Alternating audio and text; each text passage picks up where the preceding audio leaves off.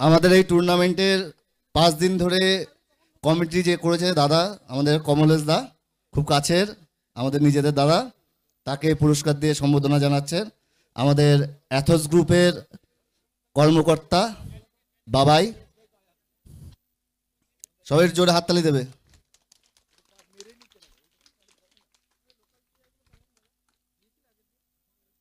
অ্যাথসকে ভালোবাসেন মন প্রাণ দিয়ে, অ্যাথসের ওয়েল উইসেস এমন একজন ব্যক্তি আছেন, আমরা তাকে সবসময় আমাদের কাছে পাই। যখনই অ্যাথসের নামে কোনো অনুষ্ঠান সম্প্রচারিত হয়, অনুষ্ঠিত হয়, ঠিক সেই মুহূর্তে তিনি যেখানেই থাকুন না কেন অ্যাথসের আমন্ত্রণকে উপেক্ষা না করে সরাসরি চলে আসেন কর্মব্যস্ততার মধ্যেও। আমাদের সেই মানুষটি হলো সম্মানীয় শ্রী অশোক চক্রবর্তী মহাশয়। আমরা ওয়েস্ট বেঙ্গল পুলিশের বর্তমান ফুটবল কোচ, একটা সময় তাহিরপুর থানার অফিসারের দায়িত্বে ছিলেন তিনি। পুরস্কারটি, এবং এটা পুরস্কার বলবো না, এটা সম্মান বলবো আমি, এই সম্মানটা তুলে দেবেন আমাদের সম্মানীয় আরো একজন ব্যক্তি, দীপাংশু নন্দী। আমি অনুরোধ করব দাদাকে এই পুরস্কারটি তুলে দেওয়ার জন্য, সম্মানিত করুন। অশোক চক্রবর্তী মহাশয় খুব পরিচিত মানুষ, খেলাপ্রিয় মানুষ, ওয়েস্ট বেঙ্গল ফুটবল কোচ তিনি, টিমের এত সম্মান, একবার করতালি হোক এই মানুষটির জন্য। Thank you very much.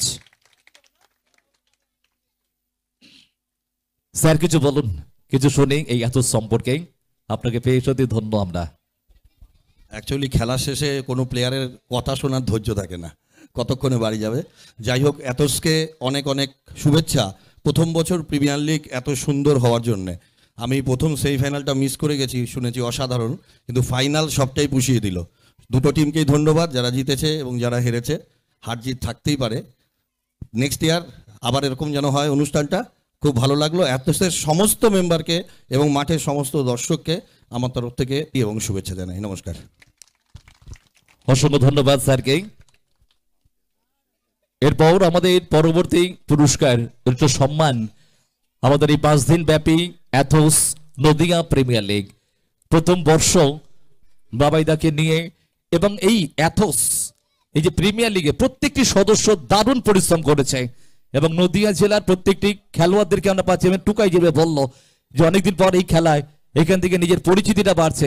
সত্যি আগামী দিনে অন্য কোনো টুর্নামেন্টে হয়তো ডাক পাবে যে টুকাই অ্যাথসে ভালো খেলেছিল প্রিমিয়ার লিগে, চলো আমাদের দলে আসুক। এই যে একটা প্ল্যাটফর্ম, যে একটা পরিচিতি, নতুন প্লেয়ারদেরকে জায়গা করে দেওয়া, আমি থ্যাঙ্কস জানাই স্পেশালি বাবু এইদাকে এবং তার প্রত্যেকটি টিমকে, অ্যাথসের প্রত্যেকটি টিম মেম্বারসদেরকে একবার করতালি জোরছে।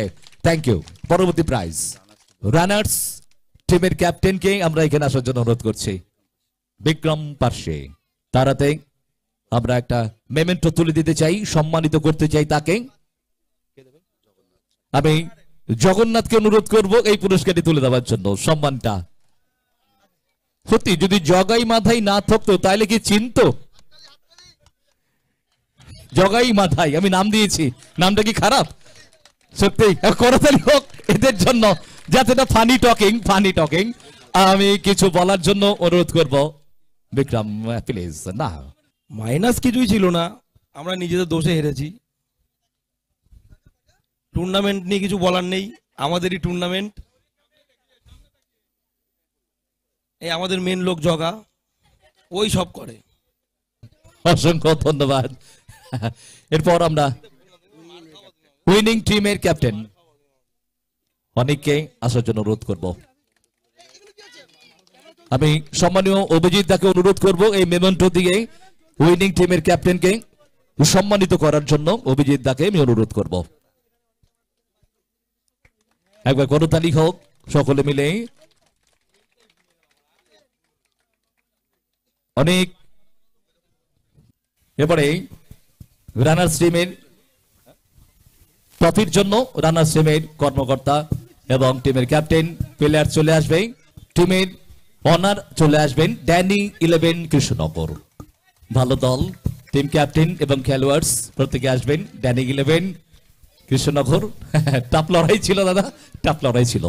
এবং এই পুরস্কারটি তুলে দেবে আমাদের এই অ্যাথসের এবছর এই প্রিমিয়ার লিগের প্রিয় বাবাইদা এই পুরস্কারটি তুলে দিচ্ছেন runners trophy Danny 11 Krishnanagar hip hip, Danny 11 Krishnanagar hip hip, Danny 11 Krishnanagar hip hip.